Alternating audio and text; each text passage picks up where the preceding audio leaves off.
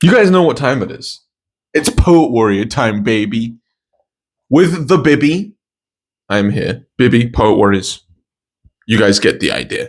Today I'm going to be talking about, as a sneeze I can feel is brewing in my nostrils. No, maybe it's not.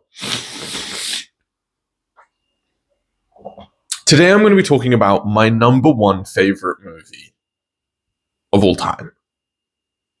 There's definitely a sneeze coming. Oh my goodness. What if this was all of our videos here at the Poet Warriors? What if that was our new shtick? Just the whole time we film videos, film these snacks, we've got to either sneeze or fart or something. It's just right on the precipice, right on the cusp, in that perpetual torture, that perpetual torment. Today I would like to talk about my number one favorite movie of all time, which is actually a pretty recent movie. Came out last year.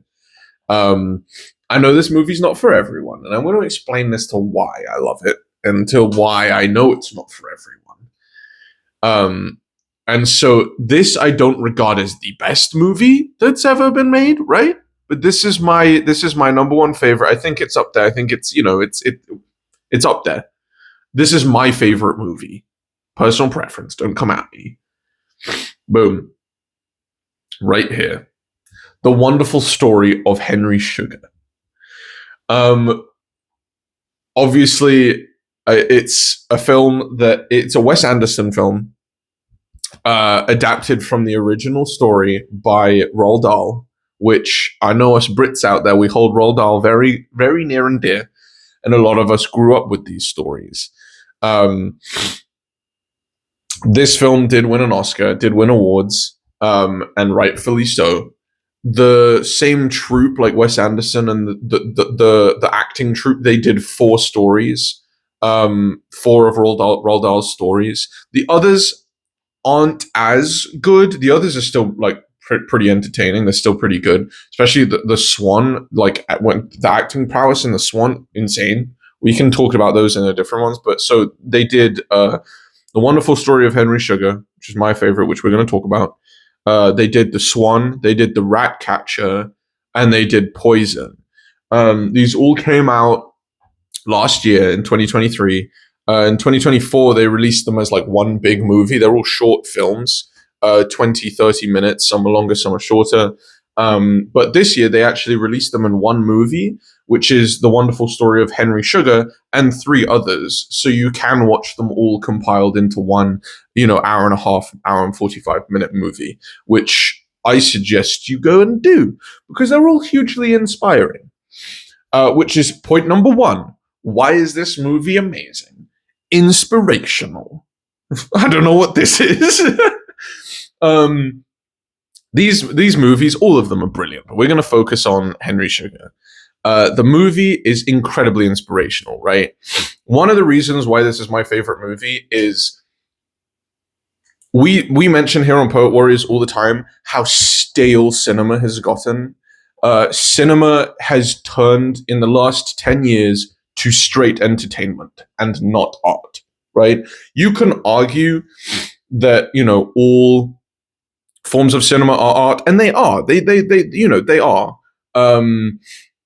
But what we get today is repetitive entertainment. They know what works, they want to entertain us, and they want to make money. It's not about the art anymore, whether they be art or not. There's a big difference in, what we're talking about here, Henry Sugar, right? When you look at some of the other greats, I'm forgetting their names. The other films that we talk about here at Poet Warriors, right? They're art. Compare that to Endgame, Avengers Endgame. One of the most grossing movies in history. I think still probably is. I don't know. Something like that. Sure, the movie's cool to watch, but it's entertainment. That's not art. The acting is fine. story is the story. It's not meant to inspire or invoke anything. I mean, other than, I guess, self-courage, the same way Dragon Ball Z does. And you want to be a Super Saiyan when you're younger.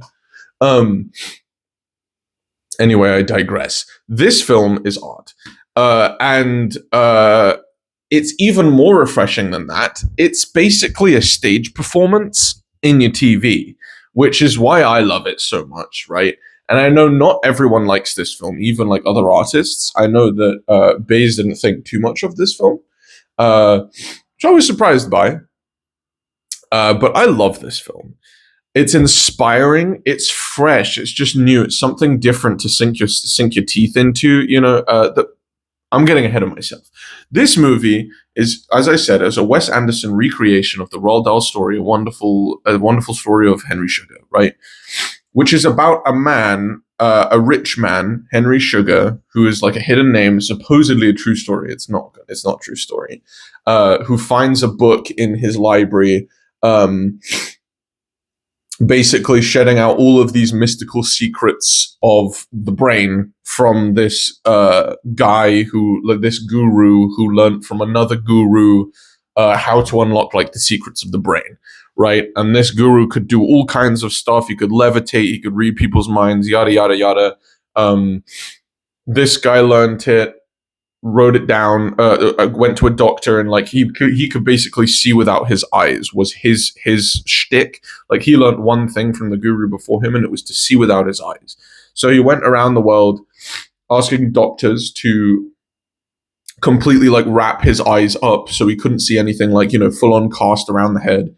And he would ride his bicycle on the road, on the main street, go for doors, read how many people fingers have go like up and everything, thread needles through pin drops, all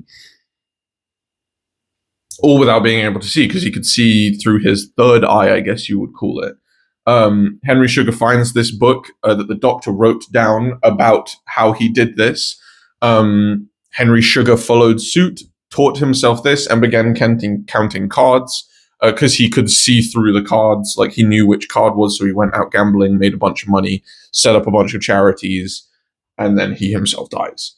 That's the whole story. But I mean, like it's far more beautiful than that, and dramatic and lovely. The cast, brilliant. Stars Benedict Cumberbatch as Henry Sugar. Dev Patel's in it as the Doctor. You've got Ben Kingsley, who's one of the guru guy. Ralph Fiennes plays Roald Dahl in all of the movies. Fiennes, I never know how you say his name. Great cast. Very entertaining. It's obviously very, very English, very British cast. They do amazing. Some of the best acting out there. What's really cool is, though, because of the style of the piece, of what it is, people are talking on and off camera. People are getting changed on and off camera while saying their lines and stuff. The sets around them are moving. They're like physical sets, moving pieces. The cinematography alone in all of these movies is probably the best cinematographic masterpiece of the current generation, I would say. You've got the sky view cameras, you've got pivoting cameras on rollers that are just moving around these sets. The set pieces are incredible, they're insane. The whole piece must have been a bitch to put up, dude. Like, oh my goodness. I couldn't imagine directing it. I couldn't imagine acting it, learning all of these lines, and saying it in the way that they say it, like as if they're storytelling and everything. Incredibly challenging. Like, I mean, talking about the Swan, going back to the Swan, which I know isn't the one we're talking about, there's only one person talking throughout the whole of the Swan. So it's literally like a 30-40 minute monologue. And this one guy is doing all these different voices, these different accents. Could you imagine doing like literally a 40-minute monologue with different voices, different perspectives, whilst also being in like a highly physical revolving set. Like, the whole thing's like basically a Spielberg oneer. Like there are very, very little camera cuts. You can probably count on one hand how many camera cuts are in any of these movies. It's really, really impressive. But going back to Henry Sugar, I think the reason why this movie is so good is because it's not for everyone. And what do I mean by that? Comparing it again back to like, Avengers Endgame and stuff, kind of looking at like Endgame being like the peak, the epitome of like today's cinema, right?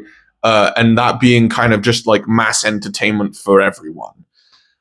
Compared to this, which actually will gain mixed reviews, right? It's not for everyone. Some people like it, some people don't like it, right? Like my dad didn't like it because he just didn't even know what it was, and he said, but I knew why you liked it, even amongst other artists, there's some people like it, some people don't like it, some people are confused by it, some people are convinced by it.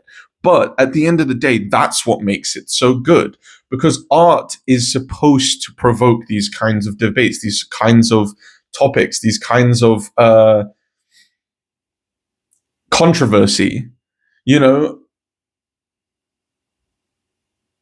Endgame, in like modern day cinema, it's like entertainment, and there's little things you can nitpick on, and you either like it or you don't, or whatever, or it's not your thing, But that's like you're entertained by it or you're not. This actually sparks artistic debate, which all art is supposed to do, and I think hasn't come about in modern day cinema in a while, dude. Like films suck. Films right now suck. They're so stale. They're so boring. They're so repetitive, and uninspired. This is inspired and inspires. So, Wonderful Story of Henry Sugar, my personal favorite movie. I would love to know your takes in the comments. If you've seen this, what do you guys think of it? Are one of the other ones do you like one of the other ones more? We'll talk about the other ones. I think Poison's very cool, as well. Poison's got the best cinematography, I think. Um, but yeah, Wonderful Story of Henry Sugar. If you haven't watched it, go watch it. It's, short 30, 40-minute film. If you've got time for a bit longer, watch all of them. Wonderful Story of Henry Sugar and 3 others. I don't think you will regret it. And if you come out not liking it, I think you'll come out appreciative of the art and maybe inspired perhaps to read the books, read the stories, which us Brits, we love reading our Roald Dahl, don't we? Don't we? Tasty.